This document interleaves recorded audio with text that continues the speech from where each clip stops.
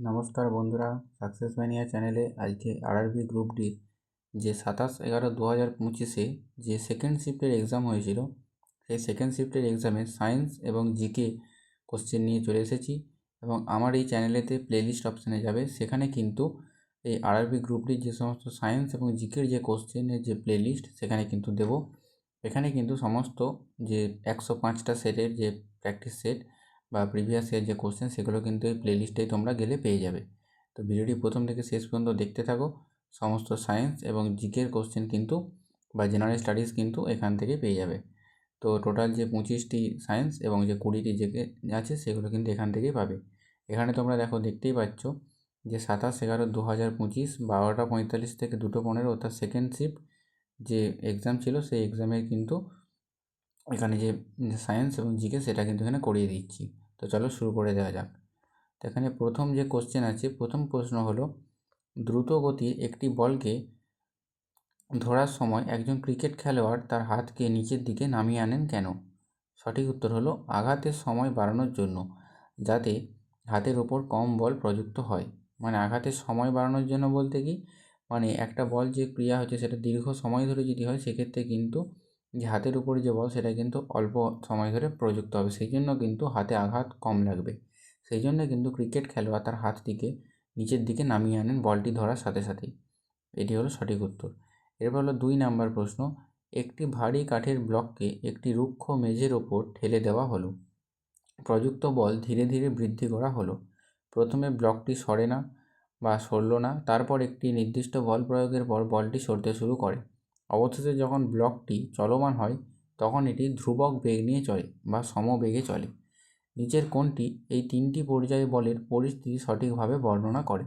সঠিক উত্তর হলো অপশন সি, অর্থাৎ পর্যায় 1 প্রতিমিত বল, পর্যায় 2 কি অপ্রতিমিত এবং পর্যায় 3 কি আবার কিন্তু প্রতিমিত বল। এটি হলো সঠিক উত্তর। এরপর আসি 3 নাম্বার প্রশ্ন, মূল থেকে উপড়ে ফেলা একটি গাছকে রোদে ফেলে রাখা হয়েছিল। কয়েক ঘন্টা পর গাছটি শুকিয়ে দুর্বল হয়ে পড়েছিল। এর সম্ভাব্য কারণ কী হতে পারে? সঠিক উত্তর হলো সি, যে জাইলেমের মাধ্যমে যে জল পরিবহন বন্ধ হয়ে গিয়েছিল সেই কারণে কিন্তু গাছটি রোদে ফেলে রাখার কারণে শুকিয়ে গিয়েছিল। আমরা কি জানি জাইলেমের মাধ্যমে কি প্রবাহিত হয় উদ্ভিদের দেহে? জাইলেমের মাধ্যমে কিন্তু জল এবং খনিজ পদার্থ কিন্তু পরিবহন হয়। এবং ফ্লোয়েমের মাধ্যমে কি পরিবর্তিত হয় এটা তোমরা কমেন্টে জানিও। এরপর হচ্ছে 4 নাম্বার, ধাতুর অপক্ষয় বিক্রিয়ায় বা প্রক্রিয়ায় কী ঘটে? সঠিক উত্তর হলো পরিবেশগত উপাদানগুলির সঙ্গে বিক্রিয়ার মাধ্যমে ধাতুগুলি তাদের অক্সাইড, সালফাইড এবং কার্বনেট রূপে রূপান্তরিত হয়। ধাতুর অপক্ষয়ের প্রক্রিয়ায় কী হয় না, উপাদানগুলির বিক্রিয়ার মাধ্যমে ধাতুগুলি তাদের অক্সাইড, সালফাইড বা কার্বনেট রূপান্তরিত হয়। এরপর আসি 5 নাম্বার প্রশ্নতে। 5 নাম্বার প্রশ্ন হলো, জীবের যৌন জননের সঠিক বৈশিষ্ট্য কোনটি? সঠিক বৈশিষ্ট্য হলো অপশান বি, অর্থাৎ একটি অপত্য জীবের মধ্যে 2 জনিত্রী জীবের ডিএনএ একত্রিত করে। এরপর আসি 6 নাম্বার প্রশ্ন। তোমাদের যদি কোনো প্রশ্ন অজানা থাকে বা গুরুত্বপূর্ণ মনে হয় বা যেটা জানা নেই সেগুলো কিন্তু তোমরা খাতায় লিখে নিতে পারো, কারণ বাংলাতে এরকম গ্রুপ ডির প্র্যাকটিস সেট কিন্তু ইউটিউবে সেভাবে নেই। আমি সেই জন্য তোমাদের জন্য নিয়ে এসেছি। তো তোমরা প্রথম থেকে শেষ পর্যন্ত দেখো এবং সাবস্ক্রাইব করে রেখো। প্লেলিস্ট অপশানে যাবে, সেখানে কিন্তু পেয়ে যাবে। এবং ভালো লাগলে অবশ্যই বন্ধুদের মধ্যে শেয়ার করে দিও। এরপর আসি পরবর্তী প্রশ্ন, নিম্নোক্ত কোনটি বৃদ্ধি পেলে একটি পরিবাহীর রোধ বৃদ্ধি পাবে? পরিবাহীর তাপমাত্রা, পরিবাহীর দৈর্ঘ্য নাকি পরিবাহীর প্রস্থচ্ছেদের ক্ষেত্রফল? কোনটি বৃদ্ধি পেলে পরিবাহীর রোধ বৃদ্ধি পাবে? সঠিক উত্তর হবে কিন্তু হলো অপশন সি, অর্থাৎ 1 এবং 2। পরিবাহীর তাপমাত্রা বৃদ্ধি পেলে এবং যদি পরিবাহীর দৈর্ঘ্য বৃদ্ধি পায় সেক্ষেত্রে কিন্তু রোধ বৃদ্ধি পাবে। এবং যদি প্রস্থচ্ছেদের ক্ষেত্রফল বৃদ্ধি পায় সেক্ষেত্রে কী হবে? প্রস্থচ্ছেদের ক্ষেত্রফল বৃদ্ধি পেলে কিন্তু রোধের মান কমতে থাকবে। এরপর আসি 7 নাম্বার প্রশ্ন, নতুন কার্তেশীয় চিহ্নের রীতি অনুসারে একটি আলোকরশ্মি বস্তু থেকে লেন্সে আপতিত হওয়ার ক্ষেত্রে বস্তুটিকে সর্বদা এমনভাবে স্থাপন করা হয়, কেমনভাবে স্থাপন করা হয়? সেটি হলো যাতে বস্তুটি লেন্সের বাম দিকে থাকে। এইভাবেই কিন্তু কার্তেশীয় চিহ্নের রীতি অনুসারে স্থাপন করা হয়। এরপর আসি 8 নাম্বার প্রশ্ন। 8 নাম্বার প্রশ্ন হলো, নিচের কোন বিকল্পটি বংশানুসরণ সম্পর্কে মেন্ডেলের সিদ্ধান্তকে সঠিকভাবে উপস্থাপন করে? সঠিক উত্তর হলো প্রতিটি প্রলক্ষণ দুটি প্রভাবক দ্বারা নিয়ন্ত্রিত হয়। এর মাধ্যমে কিন্তু মেন্ডেলের যে সঠিক সিদ্ধান্ত সেটি কিন্তু এর অপশানের মাধ্যমে উপস্থাপন করে, অর্থাৎ প্রতিটি প্রলক্ষণ দুটি প্রভাবক দ্বারা নিয়ন্ত্রিত হয়। তো এখানে যদি একটা প্রশ্ন আসতে পারে যে একটি বা এক একটি প্রলক্ষণ কতগুলি প্রভাবক দ্বারা নিয়ন্ত্রিত হয়, সেক্ষেত্রে কিন্তু সঠিক উত্তর হবে দুটি প্রভাবক দ্বারা নিয়ন্ত্রিত হয়। এরপর আসি 9 নম্বর প্রশ্ন। নিম্নলিখিত পদার্থের পরিমাপযোগ্য ধর্ম এবং তার এসআই এককের কোন জোড়াটি সঠিক?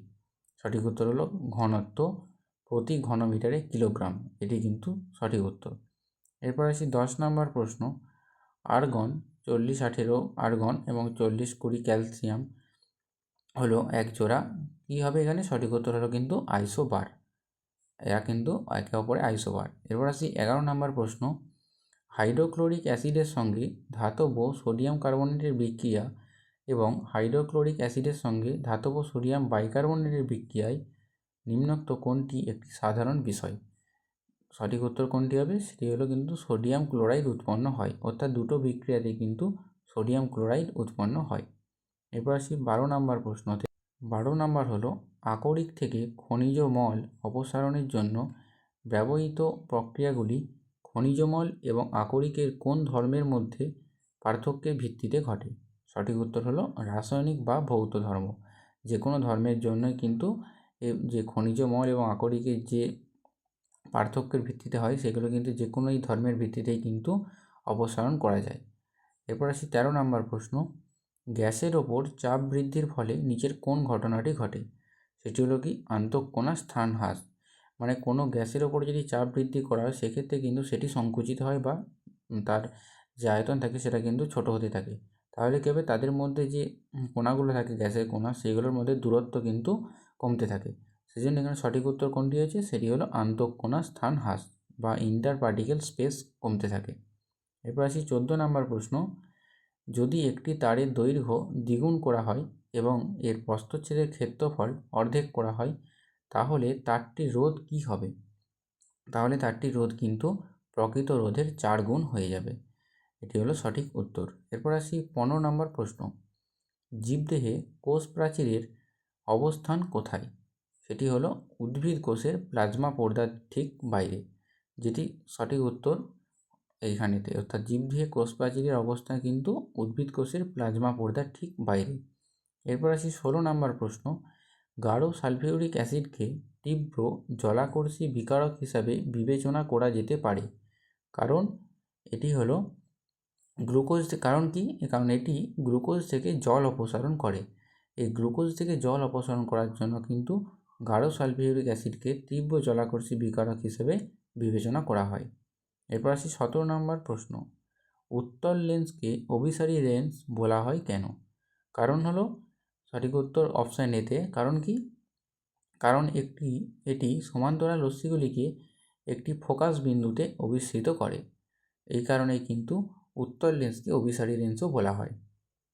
এরপর আসি 18 নম্বর প্রশ্ন। একটি বস্তুকে 78.4 মিটার উচ্চতা থেকে ফেলা হলো। ভূমিতে স্পর্শ করতে বস্তুটি কত সময় লাগবে? এখানে জি এর মান কিন্তু দিয়ে দিয়েছে, সেটি হলো 9.8 মিটার পার সেকেন্ড স্কোয়ার। এটাও কিন্তু অনেকবার প্রশ্নতে জিজ্ঞাসা করে যে জি ছোটো জি অর্থাৎ অভিকর্ষজ ত্বরণের মান কত? 9.8 মিটার পার সেকেন্ড স্কোয়ার। এক্ষেত্রে সঠিক উত্তর কোনটি হবে? সঠিক উত্তর হবে হলো 4 সেকেন্ড। পরবর্তী প্রশ্ন হলো নিচের পদ্ধতিগুলির মধ্যে কোনটি ফসলের জন্য জলের প্রাপ্যতা উন্নত করতে সেচের ক্ষেত্রে একটি নতুন উদ্যোগের অংশ? সেটি কি? সেটি হলো কিন্তু বৃষ্টির জল সংরক্ষণ এবং জলাধার ব্যবস্থাপনা। এর মাধ্যমে কিন্তু নতুন যে ফসলের জন্য যে জলের প্রাপ্যতা উন্নয়ন করানো হয়েছে সেচের ক্ষেত্রে, সেটি হলো এই নতুন উদ্যোগ। এরপর আসি পরবর্তী প্রশ্ন। পরবর্তী প্রশ্ন হলো প্রাণীদের যৌগকলায় মেদ কোষগুলি সজ্জিত হয়ে লোবিউল তৈরি করে। এগুলি ড্যাশ এর বিভাজন দ্বারা পৃথক হয়। মানে কিসের বিভাজন দ্বারা পৃথক হয়? যে সজ্জিত হয়ে যে লোবিউলগুলি তৈরি করে সেটি হলো কোলাজেন এবং ইলাস্টিন তন্তু। এই দুটি তন্তুর বিভাজন দ্বারা কিন্তু পৃথক করা হয়। এরপর আসি 21 নম্বর প্রশ্নতে। মটর গাছ অন্যান্য গাছে আরোহণের জন্য কোন কাঠামো ব্যবহার করে? সঠিক উত্তর কিন্তু হলো আকর্ষক বা টেন্ড্রিলস। এর মাধ্যমে কিন্তু মটর গাছ অন্য গাছের কাঠামোতে আরোহণ করে, যেটাকে আমরা আকর্ষ বলি। 22 নম্বর হলো নিচের কোনটি শব্দোত্তর শব্দের কাজ নয় বা আল্ট্রাসাউন্ড নয়? সেটি হলো সাধারণ শ্রবণ ক্ষমতা পরীক্ষা করা। এইটি কিন্তু 4টি অপশানের হিসাবে দেখলে সঠিক উত্তর, অর্থাৎ শব্দোত্তর শব্দের কাজ নয়, সেটি হলো শ্রবণ ক্ষমতা পরীক্ষা করা। এরপর হলো 23 নাম্বার, রাসায়নিক শক্তিকে তাপ শক্তিতে রূপান্তরিত করার সর্বোত্তম উদাহরণ কোনটি? সেটি হলো কিন্তু কাঠের দহন। এটিতে কিন্তু রাসায়নিক শক্তি তাপ শক্তিতে রূপান্তরিত হয়। আর যদি জিজ্ঞাসা করে যে কাঠের দহন কী রকমের বিক্রিয়া, সেটি কী হবে, সেটি বা কী রকমের পরিবর্তন, সেটি কিন্তু হবে কিন্তু মানে যদি জিজ্ঞাসা করে ভৌত পরিবর্তন না রাসায়ন পরিবর্তন, সেটি কিন্তু হবে কিন্তু রাসায়নিক পরিবর্তন। সেটি হলো কিন্তু কাঠের দহন। এরপর আসি 24 নম্বর প্রশ্ন, একটি এককোষী জীবের ক্ষেত্রে অভিন্ন জিনগত উপাদান সম্বলিত দুটি সমান অপত্য কোষে বিভাজনকে কী বলা হয়? একে বলা হয় কিন্তু দ্বিবিভাজন। এটি হলো সঠিক উত্তর, অর্থাৎ এককোষী জীবের ক্ষেত্রে কিন্তু দ্বিবিভাজন লক্ষ্য করা যায়। 25 নম্বর কোশ্চেন বা সায়েন্সের শেষ প্রশ্ন, সেটি হলো কি কার্বনের যে ধর্মগুলি তার বিপুল সংখ্যক জৈব যৌগ গঠনে সাহায্য করে সেটি কোনটি? সেটি হলো কিন্তু চতুর্যোজ্যতা এবং ক্যাটিনেশন। এই দুটো ধর্মই কিন্তু জৈব যৌগ গঠনে সাহায্য করে। একটা তোমাদের বলে রাখি, যদি কখনো দেখো যে কার্বন নিয়ে কোনো প্রশ্ন এসেছে এবং সেই প্রশ্নে যদি চতুর্যোজ্যতা এবং ক্যাটিনেশন যে কোনো একটা অপশান থাকে, সেটা অবশ্যই উত্তর হবে। এবং দুটো অপশান যদি দুটো যদি একই অপশানে থাকে, তাহলে কিন্তু সেই অপশানটা উত্তর হবে। এটা কিন্তু ম্যাক্সিমাম ক্ষেত্রেই হয়। এমন কখনোই বলছি না যে এটা দেখা মাত্র উত্তর করবে, অবশ্যই কোশ্চেন পড়বে, অবশ্যই ভালোভাবে বুঝবে কী জিজ্ঞাসা করেছি, তারপরে অবশ্যই করবে। কিন্তু ম্যাক্সিমাম ক্ষেত্রে এটা হয়, সেই জন্যই তোমাদের বললাম। তো চলো এরপরে জেনারেল স্টাডিজে যাওয়া যাক। জেনারেল স্টাডিজ এর প্রথম প্রশ্ন হলো জেনারেল অ্যাওয়ারনেস অ্যান্ড কারেন্ট অ্যাফেয়ার্সের 2025 সালে অর্জুন পুরস্কার পাওয়া প্রথম প্যারালিম্পিক স্বর্ণপদক বিজয়ী কে ছিলেন? তিনি হলেন মুরলীকান্ত পেটকর, যেটা দিয়ে কিন্তু একটা নতুন সিনেমাও বানানো হয়েছে। এই সিনেমাটা তোমরা সকলেই দেখবে, যথেষ্টই ভালো। এবং এই সিনেমাটা অ্যাক্টিং করেছে কিন্তু নাম ভুলে গেছি এই মুহূর্তে, মনে পড়ছে না। এই সিনেমাটা খুবই সুন্দর, দেখবে তোমরা, যথেষ্টই মানে মোটিভেশনাল একটা সিনেমা, মুরলীকান্ত পেটকর। তো পরবর্তী হচ্ছে 82 নম্বর প্রশ্ন, 2025 সালে বিশ্বব্যাংক ভূমি সম্মেলনে গ্রামাঞ্চলে ভূমি সংক্রান্ত শাসন ব্যবস্থায় রূপান্তরমূলক কাজের স্বীকৃতিস্বরূপ কোন দেশকে কান্ট্রি চ্যাম্পিয়ন হিসেবে সম্মানিত করা হয়েছিল? সঠিক উত্তর কিন্তু ভারত। তারপর হচ্ছে 2025 সালের কাবাডি বিশ্বকাপ কোন দেশ জিতেছিল? সঠিক উত্তর হলো ভারত কিন্তু জিতেছিল। পরবর্তী প্রশ্ন, কত সালে ভারতের সংসদ মণিপুর অ্যাপ্রোপ্রিয়েশন বিল পাস করে? 2025 সালে কিন্তু এই বিল পাস হয়েছিল। পরবর্তী প্রশ্ন, 2025 সালের মার্চ মাসে ভারতের প্রধানমন্ত্রী গুজরাটের জামনগরে একটি অনন্য বন্যপ্রাণী সংরক্ষণাগার উদ্ধার এবং পুনর্বাসনের উদ্যোগে বনতারার উদ্বোধন করেছিলেন। নিম্নোক্ত কোন গোষ্ঠী এটির মালিক? সেটি কিন্তু হলো রিলায়েন্স গোষ্ঠী। এই প্রশ্নটি কিন্তু অনেকভাবেই ঘুরিয়ে এসেছে, তোমরা পরবর্তী ভিডিওগুলো যখন আপলোড করব তখন দেখতে পাবে যে এইখান থেকে কিন্তু অনেক প্রশ্ন এসেছে। এই জামনগরে যে জামতারা যে বন্যপ্রাণী পুনর্বাসন উদ্ধার, সেখান থেকে কিন্তু অনেক প্রশ্ন এসেছে। এরপর আসি 86 নম্বর প্রশ্ন, আরবিআইয়ের আর্থিক সাক্ষরতা সপ্তাহ বা FLW 2025-এর থিম কী ছিল? Financial literacy, women prosperity. এই অপশানটি হলো সঠিক উত্তর। এরপর হচ্ছে 2025 সালের জানুয়ারিতে কতজন ক্রীড়াবিদ অর্জুন পুরস্কার 2024 পেয়েছেন? সঠিক উত্তর হলো 34 জন পেয়েছেন। তোমরা কিন্তু দেখতে ম্যাক্সিমাম কোশ্চেনই কিন্তু কারেন্ট অ্যাফেয়ার্স, জিকে বা জেনারেল স্টাডিজ কিন্তু সেভাবে কিন্তু আসেনি। প্রত্যেকটা শিফটে কিন্তু ম্যাক্সিমাম 2 থেকে 3টে এরকম কিন্তু জেনারেল স্টাডিজ এসেছে। তো কারেন্ট অ্যাফেয়ার্স কিন্তু ভালো রকমই গুরুত্ব সহকারে পড়তে হবে। এরপর আসি 88 নম্বর প্রশ্ন, 2025 সালের জুলাই মাসে অন্ধ্রপ্রদেশের অমরাবতীতে কোন প্রতিষ্ঠান ভারতের প্রথম AI+ ক্যাম্পাসের ঘোষণা করেছিল? সেটি হলো কি বিটস পিলানি। এরপর আসি 89 নম্বর প্রশ্ন, 2025 সালে CSIR অর্থাৎ centre for cellular and molecular biology CCMB কর্তৃক তৈরি দেশীয় mRNA টিকা প্রযুক্তি কিসের উপর উল্লেখযোগ্য প্রভাব ফেলতে পারে? সঠিক উত্তর কী হবে? সঠিক উত্তর হলো কিন্তু ভবিষ্যতের প্রাদুর্ভাবের জন্য দ্রুত বিপুল পরিমাণে টিকা প্রস্তুতি প্রক্রিয়া প্রদান করা। এরপর আসি 90 নাম্বার। 2025 সালের জুন মাসে কোন দেশ আন্তর্জাতিক বিগ ক্যাট অ্যালায়েন্সের প্রথম সমাবেশের আয়োজন করেছিল? সঠিক উত্তর হলো ভারত। এরপর হচ্ছে 91 নাম্বার প্রশ্ন। ট্রান্সপারেন্সি ইন্টারন্যাশনাল কর্তৃক 2025 সালের ফেব্রুয়ারিতে প্রকাশিত 2024 সালের দুর্নীতি ধারণা সূচক বা সিপিআই ভারতের প্রতিবেশী দেশগুলির মধ্যে কোন দেশটির র্যাঙ্ক ভারতের চেয়ে ভালো? সেটি হলো কিন্তু চীন। এরপর আসি পরবর্তী হলো ভারতের কোন ব্যাংকের একক মোট লাভ 2024-25 অর্থবর্ষের চতুর্থ ত্রৈমাসিকতে 33% থেকে বৃদ্ধি পেয়ে 5,004 কোটিতে পৌঁছেছে? কোনটি হবে? সেটি হলো কানাড়া ব্যাংক। এরপর হচ্ছে 93 নাম্বার। 2025 এশিয়ান গেমসে জ্যাভলিন থ্রোয়ে স্বর্ণপদকজয়ী প্রথম ভারতীয় মহিলা কে হয়েছেন? সেটি হলো অন্নু রানী। 94 নাম্বার। 2025 সালে কোন কোম্পানি ঐতিহ্যবাহী জলাশয়গুলি পুনরুদ্ধারের জন্য আর্কিওলজিক্যাল সার্ভে অফ ইন্ডিয়ার সঙ্গে অংশীদারিত্ব করেছে? সেটি হলো বিসলেরি কিন্তু এটি সঠিক উত্তর হবে। এরপর হলো 95 নাম্বার। 2025 সালের মে মাসে 6টি আফ্রিকান দেশ কালাজ্বরের বিরুদ্ধে লড়াই করার জন্য বিশ্ব স্বাস্থ্য সংস্থা বা হু এর সঙ্গে একটি সমঝোতা স্মারক বা মৌ স্বাক্ষর করেছে। এই কালাজ্বর আসলে কী? এটি কিন্তু দেখো জেনারেল অ্যাওয়ারনেস থেকে বা জেনারেল স্টাডিজ থেকে কিন্তু দিয়েছে। সেটি হলো কি, স্যান্ডফ্লাইয়ের কামড়ের বা বালি মাছির কামড়ের কারণে সৃষ্ট একটি পরজীবী রোগ। 96 নম্বর প্রশ্ন। ইন্টারনাল ডিসপ্লেসমেন্ট মনিটরিং সেন্টারের প্রতিবেদন অনুসারে 2015 থেকে 2024 সালের মধ্যে ভারতের দুর্যোগের কারণে কত সংখ্যক মানুষ অভ্যন্তরীণভাবে বাস্তুচ্যুত হয়েছে বলে রেকর্ড করা হয়েছে? সেটি হলো 32.3 মিলিয়ন মানুষ।